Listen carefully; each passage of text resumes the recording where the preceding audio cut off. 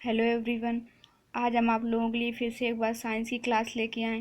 तो साइंस की क्लास में आज हम आप लोगों को बताने वाले हैं ह्यूमन ब्लड के बारे में, मानव रक्त। इससे रिलेटेड कुछ इम्पोर्टेंट पॉइंट भी बताएंगे हम आपको। तो देखिए, स्टार्ट करते हैं। सबसे पहले आप लोग देखिए, मानव रक्त, ह्यूमन ब्लड। इससे रिलेटेड कुछ पॉइंट देखिए। जो रक्त होता है इसकी पीएच वैल्यू, जो पीएच मान होता है वो कितना होता है? 7.4। ब्लड का पीएच वैल्यू होता है 7.4। इसके बाद देखिए सेकंड पॉइंट क्या दे रहा है। एक वयस्क मनुष्य में औसत 5 से 6 लीटर रक्त पाया जाता है। जो एक वयस्क मनुष्य होता है उसके शरीर में औसतन कितना ब्लड पाया जाता है? 5 से 6 लीटर। तो ये आपको दो इम्पोर्टेंट पॉइंट मिले। इसके बाद देखिए नेक्स्ट, रक्त में दो प्रकार के पदार्थ पाए जाते हैं। अब देखिए रक्त भी दो पदार्थों से बना है। जैसे दो पदार्थ पाए जाते हैं, कौन कौन से? प्लाज्मा और रुधिराणु।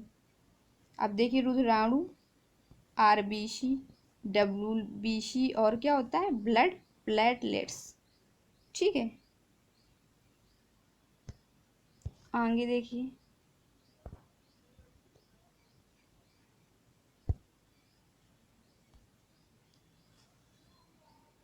मनुष्य के रक्त वर्ग। अब देखिए मनुष्य का जो ब्लड ग्रुप होता है, सबसे पहले तो बात करेंगे इसकी खोज किसने की थी। तो रक्त समूह की खोज कार्ल लैंडस्टीनर ने 1900 ईस्वी में की थी।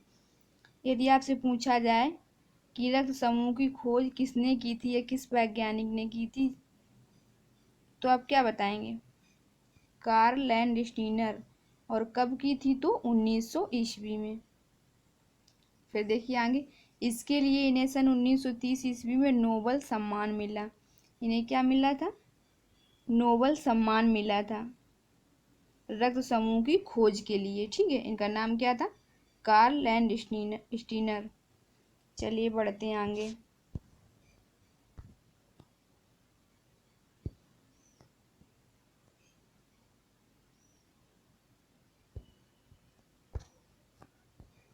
और देखिए कुछ इम्पोर्टेंट पॉइंट। अब इसमें देखिए मनुष्य के रक्त वर्ग के बारे में ये पॉइंट देखिए। मनुष्य के रक्तों की भिन्नता का मुख्य कारण लाल रक्त कण में पाई जाने वाली ग्लाइकोप्रोटीन है, जिसे एंटीजन कहते हैं। जिसे क्या कहते हैं?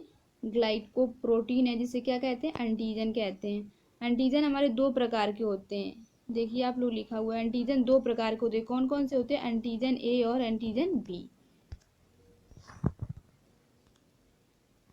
एंटीजन ए ग्लाइकोप्रोटीन की उपस्थिति के आधार पर मनुष्य में 4 प्रकार के रुधिर वर्ग होते हैं। अब देखिए, अब आपसे पूछा जाए कि मनुष्य में कितने प्रकार के रुधिर वर्ग पाए जाते हैं, तो आप लोग क्या बताओगे? 4 प्रकार के। चलिए आगे बढ़ते हैं। अब 4 प्रकार के कौन कौन से होते हैं ये देखिए। सबसे पहले जिसमें एंटीजन ए होता है वो कौन सा हमारा रुधिर वर्ग है? ए। जिसमें एंटीजन बी होता है उसको क्या बोलते हैं? रुधिर वर्ग बी। दो हो गए, आगे बढ़ते हैं। देखिए 4 की बात हो रही ना यहाँ पे। जिसमें एंटीजन ए और बी दोनों होते हैं उसको क्या कहते हैं? रुधिर वर्ग ए बी। और जिसमें दोनों में से कोई एंटीजन नहीं होता उसको क्या कहते हैं? रुधिर वर्ग ओ। तो कौन कौन से हो गए हमारे? रुधिर वर्ग ए, रुधिर वर्ग बी, रुधिर वर्ग ए बी और रुधिर वर्ग ओ। 4 प्रकार के हो गए। चलिए बढ़ते हैं आगे।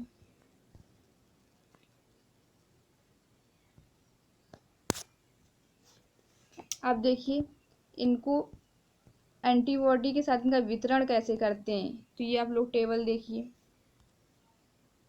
रुधिर वर्ग एंटीजन लाल रुधिर कणिकाओं में, एंटीबॉडी प्लाज्मा में। ठीक है, तो यदि ए होगा तो एंटीजन केवल ए होगा और एंटीबॉडी हमारा क्या होगा? केवल बी में वितरण करेंगे। और यदि रुधिर वर्ग बी होगा तो एंटीजन केवल बी होगा और एंटीबॉडी क्या होगी हमारी? ए। और यदि ए बी होगा तो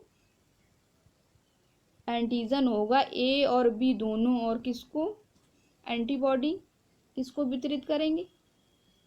किसको वितरण कर सकते हैं? कोई नहीं, इसमें क्रॉस आ जाएगा, मीन्स किसी को नहीं कर सकते। ठीक है, अब ओ देखिए, ओ का है एंटीजन, कोई नहीं, कोई एंटीजन नहीं होता है। ठीक है, और एंटीबॉडी ए और बी दोनों होते हैं, तो ये आप लोग याद रखना।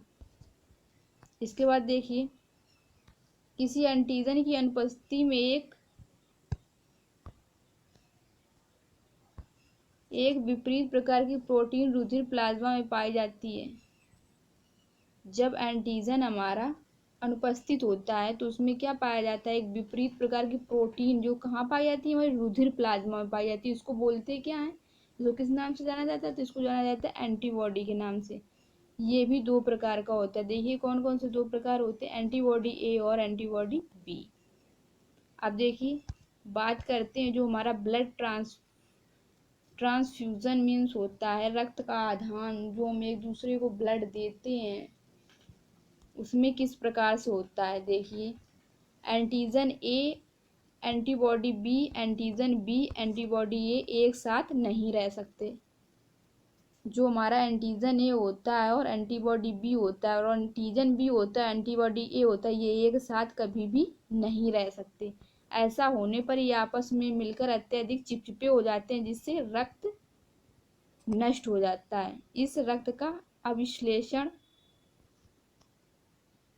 इसे क्या कहते हैं? इसे रक्त का अविश्लेषण कहते हैं। अतः रक्त आधान में एंटीजन और एंटीबॉडी का तालमेल करना चाहिए, जिससे रक्त का अविश्लेषण ना हो सके। तो ये आप, यदि हम किसी को ब्लड डोनेट कर रहे हैं या किसी से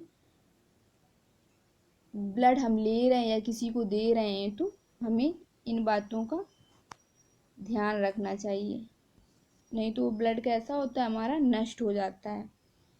चलिए आगे बढ़ते हैं। आप देखिए, रक्त समूह ओ, जो हमारा ओ होता है, 4 टाइप बताया ना मैंने ऊपर इसके। तो जो हमारा रक्त समूह ओ होता है वो क्या होता है? सर्वदाता, यूनिवर्सल डोनर। तो यदि आपसे क्वेश्चन पूछ दिया जाए कि शब्द सर्वदाता रुधिर समूह कौन सा होता है, तो आप लोग क्या बताएंगे? ओ, क्योंकि इसमें कोई एंटीजन नहीं होता है। एवं समूह ए बी को सर्वग्राता, ये तो हमारा हो गया सर्वदाता, और सर्वग्राता की बात की जाए तो कौन सा होता है हमारा? ए बी, क्योंकि इसमें एंटीबॉडी नहीं होता है। ठीक है, दोनों में अंतर समझ आ गया आप लोगों को। चलिए आगे देखते हैं।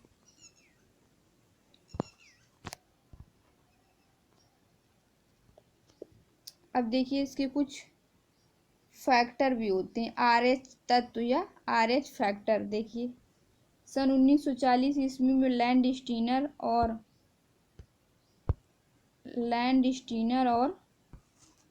वीनर ने रुधिर में एक प्रकार के एंटीजन का पता लगाया। इन्होंने रीसस बंदर में इस तत्व का पता लगाया। इन्होंने किस पे अपना एक्सपेरिमेंट मीन्स किया? तो रीसस नाम के बंदर पे किया था। ठीक है, इसलिए इसे आरएच फैक्टर कहते हैं। जिन व्यक्तियों के रक्त में ये तत्व पाया जाता है उनका आरएच शहीद कहलाता है। मीन्स जिन व्यक्तियों के या जिन मनुष्य में ये वाला फैक्टर पाया जाता है उसको क्या कहते हैं? आरएच पॉजिटिव कहते हैं।